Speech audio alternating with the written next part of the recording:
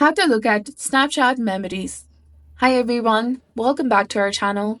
In this video, I'll show you how to check your memories on Snapchat. So it's quick and easy, so let's dive in.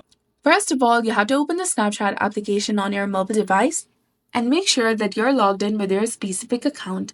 Now tap on your profile icon in the top left corner of the screen and then tap on the gear icon in the top right corner.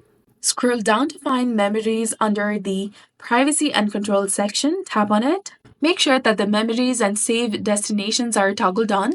I also recommend enabling Save to My Eyes Only as a default option so that only you can see those items. This step ensures your memories are set up just the way you want. Once you've adjusted your settings, you can access your memories by going back to the camera view. Simply swipe up the camera screen to see your memories.